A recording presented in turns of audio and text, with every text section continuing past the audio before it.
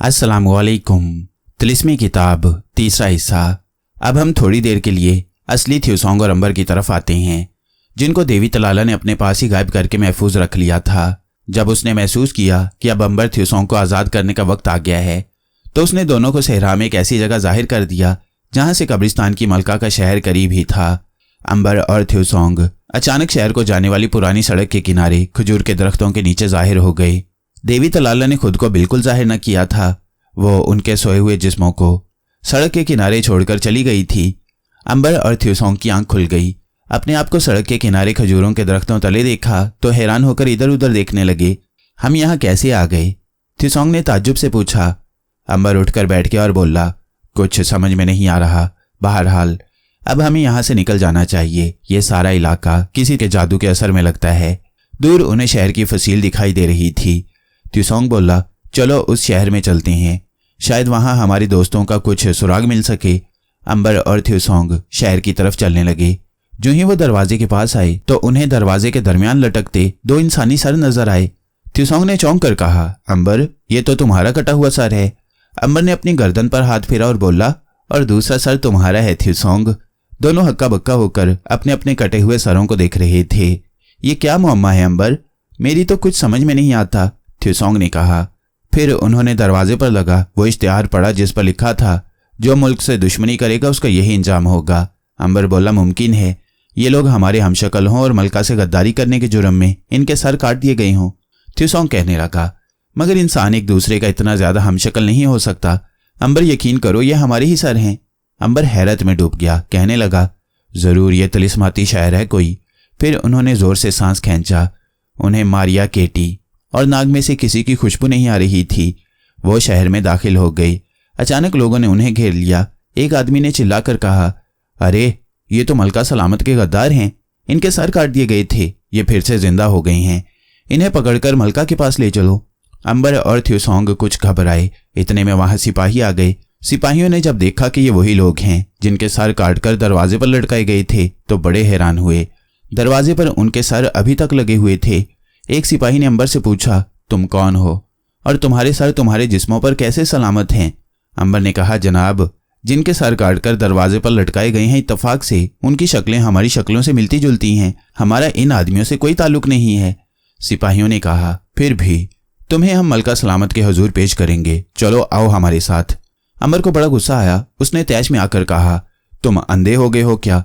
देखते नहीं कि जिन लोगों के सर तुमने काट कर लटकाए थे वो वैसे ही लटक रहे हैं?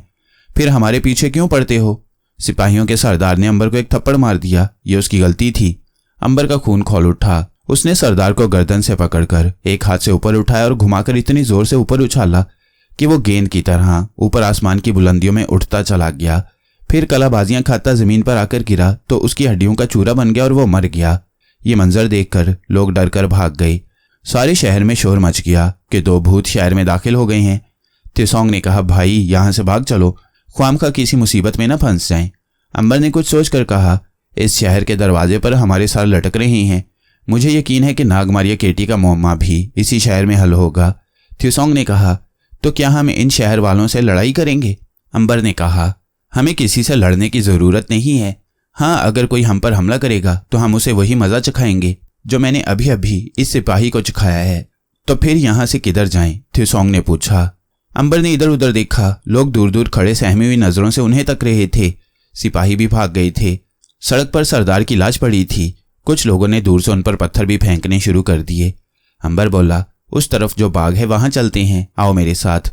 और वो दोनों दौड़ते हुए बाग में दाखिल हो गए। बाग में बड़े घने दरख्त थे। वो दरख्तों के पीछे एक जगह छुप कर बैठ गए। लोग भी बाग की तरफ आ गए थे और शोर मचा रहे थे, भूत भूत, इनको शहर से निकालो, भूत भूत। थ्यूसोंग बोला, ये लोग हमें यहाँ नहीं टिकने देंगे अंबर। अंबर बड़े आराम से बोला, हमें इसी शहर में रहना होगा थ्यूसोंग। मेरा दिल कहता है कि नाग केटी का मुअम्मा इसी शहर में हल होगा। ऐसा करते हैं कि वो बाग के कोने में जो एक मकबरा सा नजर आ रहा है उसके अंदर जाकर छुप जाते हैं। वहां बैठकर सोचेंगे कि हमें आगे क्या करना होगा। वह दरख्तों में से उठकर बाग के कोने वाले मकबरे की तरफ दौड़े। जिस मकबरे की तरफ वो दौड़कर आए थे उस मकबरे में बादशाह की एक बिल्ली की लाश दफन थी। इस मकबरे के बारे में मशहूर था कि जो कोई इसमें दाखिल होता है उस पर बिल्ली की बदबू का फौरन असर हो जाता है और दाखिल होने वाला फिर इसी मकबरे में गुम होकर रह जाता है। अंबर और थ्यूसोंग इस बात से बेखबर थे, मकबरे में दाखिल होते ही उन्होंने देखा कि एक जानिब तंग सा रास्ता मकबरे के पीछे की तरफ चला गया था। अंबर और थ्योसोंग उस रास्ते पर चलने लगे, इस ख्याल से कि अंदर कोई कोठरी होगी और वो वहां छुपकर थोड़ी देर गौर कर सकेंगे। ये रास्ता एक तंग सुरंग की तरह था। अब ऐसा हुआ कि मकबरे में बिल्ली की बदबू ने उनको अपने असर में ले लिया। अंबर और थ्योसोंग को यूं महसूस हुआ कि उनकी कमर झुकती चली जा रही है। फिर उनके हाथ अपने आप फर्श पर लग गए और वह बिल्लियों की तरह एक दूसरे पर गुर्राने लगे और भागकर मकबरे के पीछे जो भूल भुलैया बनी हुई थी उनमें गायब हो गए। इस तरह अंबर और थ्योसोंग नासमझी से बिल्ली के तिलिस्म के जाल में फंस गए। बिल्ली के मकबरे के अंदर जो भूल भुलैया थी उनमें कई एक हुजरे बने हुए थे। अंबर और थ्योसोंग उन हुजरों में दोनों ऐसे गुम हुए कि उन्हें एक दूसरे की कोई खबर न रही। कब्रिस्तान की मलका चांकी ने नाग देवता और उसके साथियों से बदला ले लिया था। वो तरकान बादशाह को कैद में डाले हुए थी और चांद रात को उस बादशाह ने देवी की पूजा करनी थी और उसी रात को चांकी के हुक्म से उसकी गर्दन उड़ा दी जानी थी। बादशाह की इकलौती बेटी शहजादी को अपने बाप का बेहद गम लगा हुआ था। अगरचे वो कैद में नहीं थी, मगर उसने अपने आप को महल के कमरे में बंद कर लिया था और वो अपने बाप को याद करके रोती रहती थी। 2 रोज बाद चांद रात आ गई। अब ऐसा इत्तेफाक हुआ कि नाग से अलग होकर मारिया सहरा में कई रोज तक भटकती फिरती रही। उसे सहरा से बाहर निकलने का कोई रास्ता नहीं मिल रहा था। एक रोज शाम के वक्त वो प्रवास करती हुई एक शहर के करीब आ गई। शहर के महल में और मकानों में चिराग रोशन हो गए थे। मारिया ने शहर के नीचे आकर सबसे पहले दोस्तों की खुशबू लेने की कोशिश की, मगर उसे किसी की खुशबू ना आई। वो नाउमीद होकर शहर से वापस जा रही थी कि अचानक उसकी नज़र महल की एक खिड़की पर पड़ी। क्या देखती है कि खिड़की खुली है और अंदर एक शहजादी काले कपड़े पहने पलंग पर बैठी रो रही है। मारिया के दिल में इस शहजादी के लिए हमदर्दी जाग उठी। वैसे भी अंबर नाग मारिया और थ्योसोंग, केटी जिस किसी को भी मुसीबत में देखते उसकी ज़रूर मदद करते थे। मारिया खिड़की में दाखिल होकर शहजादी के करीब आकर खड़ी हो गई। चूंकि मारिया गायब थी इसलिए शहजादी को उसकी मौजूदगी का बिल्कुल एहसास ना हुआ। मारिया सोचने लगी कि वो शहजादी से कैसे पूछे कि वो क्यों रो रही है कि एक नौकरानी अंदर दाखिल हुई। उसके हाथ में शरबत का प्याला था। नौकरानी भी उदास उदास थी। प्याला पलंग के पास मेज पर रखते हुए नौकरानी ने शहजादी को बड़े अदब से कहा, शहजादी साहिबा, खुदा को जो मंजूर है वो तो होकर रहेगा। आपने सुबह से कुछ नहीं खाया पिया, ये फलों का थोड़ा सा रस पी लें। शहजादी ने गमजदा निगाहें उठाकर नौकरानी को देखा और बोली, जिस बेटी के बाप को रात कत्ल किया जा रहा हो वो कैसे फलों का रस पी सकती है। मारिया एकदम से चौंक पड़ी। इसका मतलब था कि इस शहजादी के बाप को आज रात कत्ल किया जा रहा है। जब ही ये इतनी गमजदा है, मारिया ने फौरन फैसला कर लिया कि वो इस शहजादी की मदद करेगी। नौकरानी और शहजादी की बातों से मारिया को पता चल गया कि किसी मलका चांकी ने इस शहजादी के बादशाह बाप के तख्त पर कब्जा करके बादशाह को कैद में डाल दिया है और आज रात उसकी गर्दन उड़ा दी जाएगी। मारिया ने शहजादी को कुछ न कहा और वहां से निकलकर महल के दूसरे कमरों के चक्कर लगाने लगी। बहुत जल्द उसने चांकी मलका को देख लिया कि वो अपने आलीशान कमरे में चमकदार तख्त पर बैठी वजीर से बातें कर रही है। मारिया करीब ही खड़ी थी और उनकी बातें सुनने लगी। उसे मालूम नहीं था कि इस कब्रिस्तान की मलका चांकी की खोपड़ी के अंदर नाग कैद है। नाग को भी पता नहीं था कि चांकी के पास मारिया खड़ी है। खोपड़ी में कैद होने की वजह से न नाग की खुशबू मारिया को आ रही थी और न मारिया की खुशबू नाग तक जा रही थी।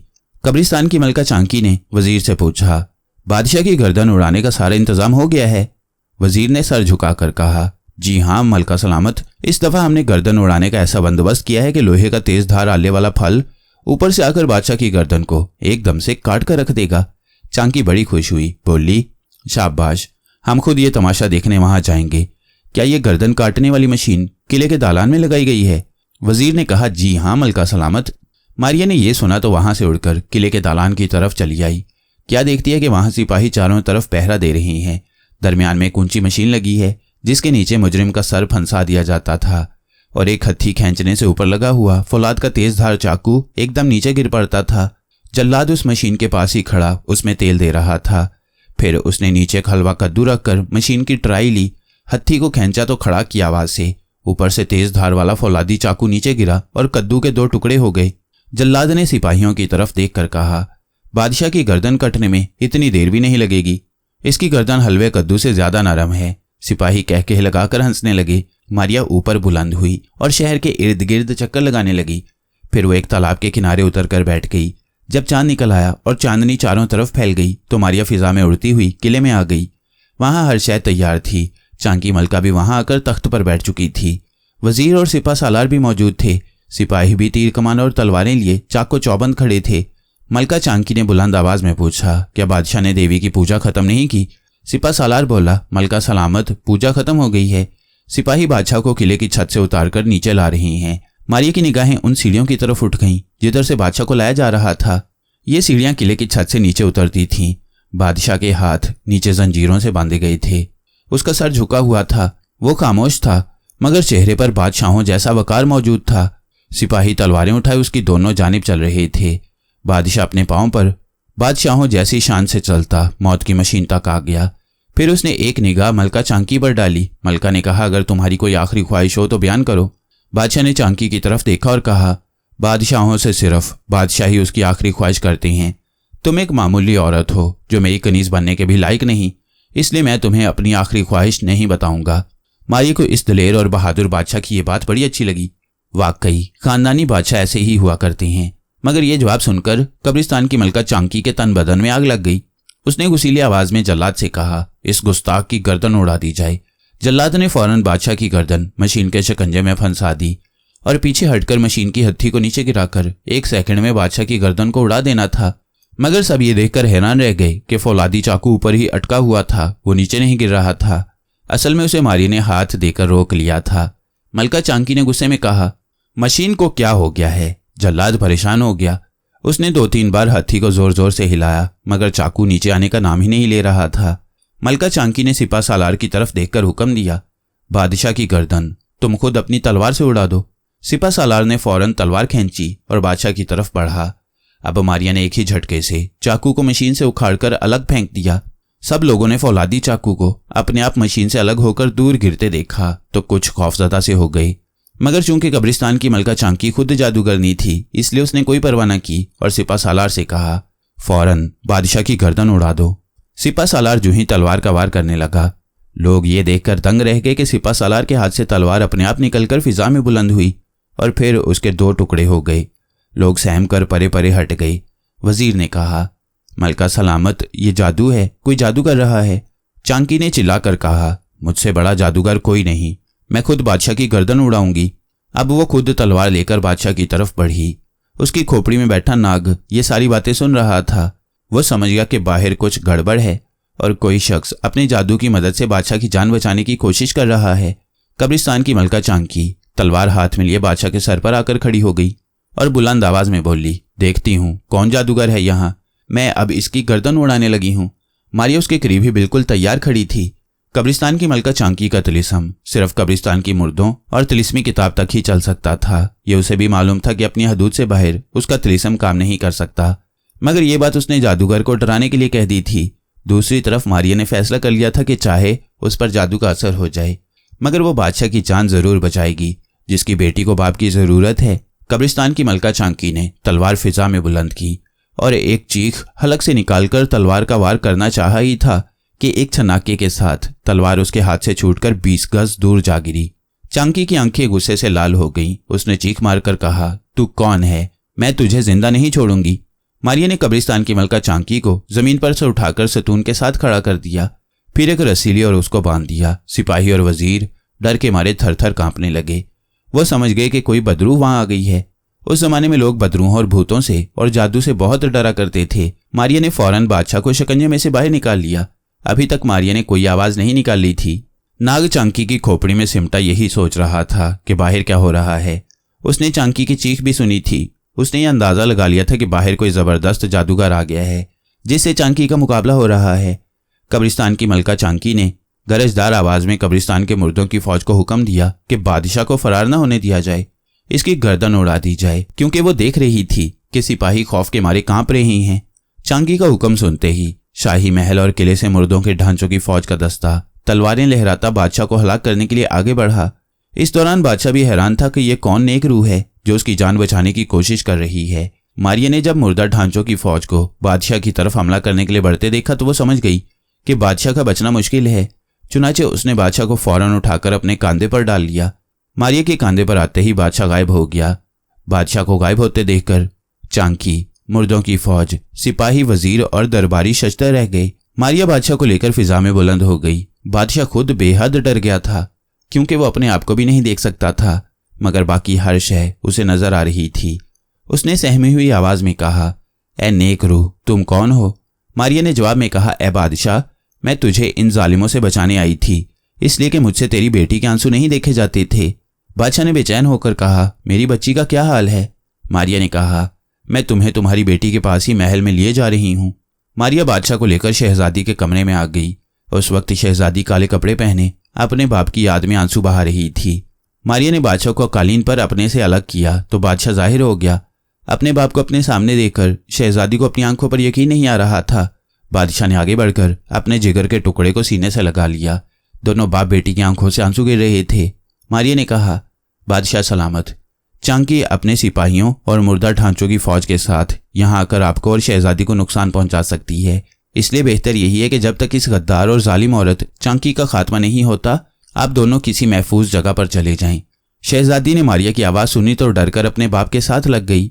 मारिया ने कहा, शहजादी, डरने की ज़रूरत नहीं, मैं एक नेक दिल रूह हूँ और तुम्हारा हाल देखकर ही तुम्हारे बाप को बचाने के लिए किले में गई थी और उसे बचाकर तुम्हारे पास ले आई हूँ। बादशाह ने कहा, हाँ बेटी, इस नेक रूह ने ही खुदा के हुक्म से मुझे बचाया है, वरना इस वक्त तक मेरी गर्दन कट चुकी होती। शहजादी ने मारिया का शुक्रिया अदा किया और कहा, अब्बा हजूर, यहाँ से जल्दी निकल चलें। नेक रूह दुरुस्त कहती है, हम गद्दार मलका के सिपाहियों का मुकाबला न कर सकेंगे। मारिया ने पूछा, क्या इस महल में कोई ऐसी जगह है जो मलका को मालूम ना हो? बादशाह ने कहा, एक तहखाना जरूर है, मगर उसका वजीर को इल्म है और वजीर जरूर मलका को बता देगा, इसलिए हमें महल से निकलकर किसी जंगल में जाकर छुप जाना चाहिए। मारिया ने कहा, तो फिर ऐसा करते हैं कि पहले मैं बादशाह सलामत आपको यहाँ से उठाकर सहरा में ले जाती हूँ, उसके बाद शहजादी को आकर ले जाऊंगी। मारिया ने ऐसे ही किया। पहले उसने बादशाह को उठाकर कांधे पर बिठाया और हवा में परवाज कर गई। जो भी शय मारिया के कांधे पर आती वो गायब होने के बाद बहुत हल्की हो जाती थी और मारिया को उसका वजन बिल्कुल महसूस नहीं होता था। वो बादशाह को लेकर शहर से दूर सहरा में एक जगह ले आई जहां खजूर के ऊंचे ऊंचे दरख्त थे और एक छोटा सा चश्मा बह रहा था। बादशाह को यहाँ छुपाकर मारिया वापस महल में गई और शहजादी को भी उठाकर बादशाह के पास ले आई। मारिया ने कहा, तुम लोग मुझे मारिया कह सकते हो, यही मेरा नाम है। ये जगह महफूज नहीं, यहाँ कोई भी घुड़सवार सिपाही तुम लोगों पर तीर बरसा सकता है, इसलिए यहाँ से निकल चलो, हम सहरा के किसी जंगल में जाकर पनाह लेंगे। और मारिया, बादशाह और शहजादी वहां से आगे रवाना हो गए। मारिया ने सहरा में एक जगह छोटी सी इमारत देखी। इस छोटी सी इमारत के गिर्द दरख्त थे और ये वीरान लगती थी।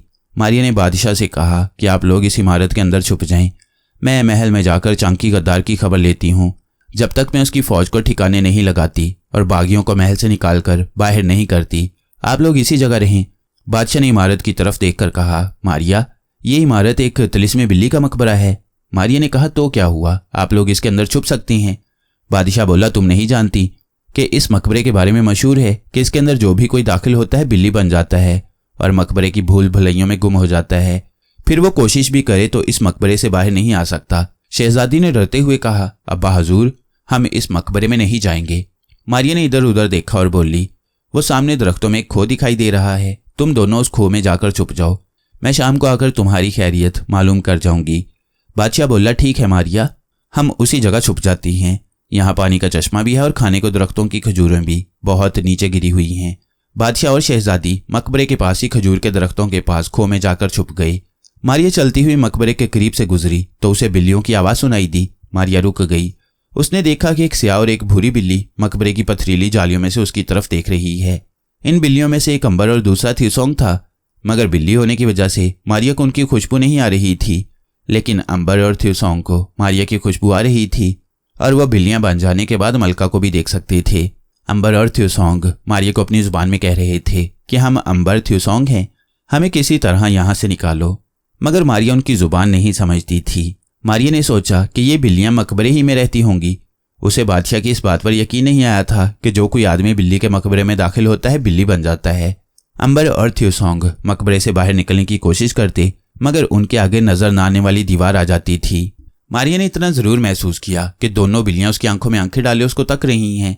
फिर उसने इसे वहम ख्याल किया और वहां से फिजा में उड़ गई। मारिया के उड़ते ही दोनों बिल्लियां उसे देखती रह गईं। अंबर बिल्ली ने थ्यूसोंग बिल्ली से बिल्लियों की जुबान में कहा। खुदा खुदा करके मारिया की शक्ल नजर आई थी, मगर वो फिर हमसे जुदा हो गई। थ्यूसोंग बिल्ली ने जवाब दिया, हमें हौसला नहीं हारना चाहिए। मारिया, हो सकता है इधर एक बार फिर आए, अंबर ने मायूसी से कहा, हमने इस मकबरे में दाखिल होकर सख्त गलती की थी। कमबख्त यहाँ से बाहर भी नहीं निकल सकती हम। यही बातें करते अंबर बिल्ली और थ्यूसोंग बिल्ली सुरंग में से होकर मकबरे की भूल भुलैयों में गायब हो गईं। मारिया वहां से सीधी कब्रिस्तान की मलका चांकी के महल में आ गई। महल के चारों तरफ मुर्दों की फौज के ढांचे सिपाहियों का जबरदस्त पहरा लगा दिया गया था। मारिया ने सोचा कि वो इतनी बड़ी मुर्दा ढांचों की फौज का कब तक मुकाबला करती रहेगी, और चांकी के पास थोड़ा बहुत तिलिस्म भी जरूर है। अगर किसी तरह उसका पता चल जाए कि इन मुर्दा ढांचों की ताकत का राज क्या है तो इन पर काबू पाया जा सकता है। मारिया ने यह सोचकर महल का एक चक्कर लगाया और वह शाही महल के अंदर आ गई। यहाँ चांकी अपने वजीर से कह रही थी, बादशाह अपनी बेटी के साथ फरार हो गया है, फौरन फौज का दस्ता उसकी तलाश में रवाना कर दिया जाए। वजीर ने कहा, जो हुक्म, मलका सलामत, और ये कहकर वो कमरे से निकल गया। उसके जाते ही चांकी ने मुर्दा ढांचे को बुलाया और बोला, तिलिस्मी किताब में जाओ और अपने शिकार को एक नज़र देखकर वापस आ जाओ। मुर्दा ढांचे ने सर झुका दिया और बोला, अभी जाता हूं मलका सलामत। और मुर्दा ढांचा महल के बड़े दरवाजे की तरफ चल पड़ा। मारिया उसके साथ साथ चल पड़ी। वो ये पता करना चाहती थी कि ये तिलिस्मी किताब क्या शय है और इनका वो कौन सा शिकार है जिसको एक नज़र देखने के लिए चांकी कह रही है। मारिया ने मुर्दा ढांचे का पीछा शुरू कर दिया। मुर्दा ढांचा महल के बड़े दरवाजे से निकलते ही परिंदे की तरह फिजा में उड़ने लगा। मारिया भी उसके पीछे पीछे उड़ने लगी। मुर्दा ढांचा सहरा में पहाड़ी तराश कर बनाई गई बहुत बड़ी किताब के एक लफ्ज के नीचे बने हुए गार में दाखिल हो गया। मारिया भी उसके साथ ही गार में दाखिल हो गई। एक मुर्दा ढांचा लफ्ज के दरवाजे पर भी पहरा दे रहा था, मगर वो मारिया को अंदर दाखिल होते न देख सका था। मारिया सुरंग के अंधेरे में चली जा रही थी। ढांचा आगे आगे था। फिर एक मेहराबी दरवाजे में से गुजरने के बाद वही पुराना कब्रिस्तान आ गया जिसकी एक कब्र में केटी को फेंक दिया गया था और वह बेबसी की हालत में कब्र के अंदर पड़ी थी। कब्र में चूंकि जबरदस्त तिलिस्मी कशिश थी, इसलिए केटी की खुशबू बाहर नहीं आ रही थी। केटी खुद भी बाहर नहीं निकल सकती थी। मुर्दा ढांचा केटी ही को देखने आया था। वो खुली कब्र के किनारे खड़े होकर नीचे देखने लगा। मारिया भी उसके करीब आ गई कि ये कब्र में झुककर किसको देख रहा है। जो ही मारिया ने कब्र में झांका, वो हैरत ज़दा होकर रह गई, क्योंकि कब्र में उसे केटी दिखाई दी जो बिल्कुल सीधी लेटी हुई थी और मुर्दा ढांचे से कह रही थी, आखिर तुम लोग कब तक मुझे इस जहन्नुम में डाले रखोगे? एक रोज मेरे साथी यहाँ आ जाएंगे, फिर तुम्हें जान बचाने का भी मौका नहीं मिलेगा। मुर्दा ढांचे ने खड़खड़ाता हुआ कहका लगाया और बोला, तुम्हारे साथी यहाँ कभी नहीं पहुंच सकेंगे। तुम यहाँ क़यामत तक ऐसे ही पड़ी रहोगी, ना जिंदा ना मुर्दा। और मुर्दा ढांचा बड़े गौर से सर को उठाकर चलता कब्रिस्तान से निकलकर सुरंग में दाखिल हो गया। उसके जाते ही मारिया कब्र में उतर गई। कब्र में उतरते ही केटी को मारिया की खुशबू आई। उसने चौंक कर कहा, मारिया, मारिया, क्या ये तुम हो? मारिया ने केटी के बाजू को हिलाते हुए कहा, हाँ मैं हूँ मारिया, मगर तुम यहाँ से बाहर क्यों नहीं निकलती? केटी उठकर बैठ गई और बोली, इस कब्र में एक ऐसी कशिश है जो मुझे बाहर नहीं निकलने देती।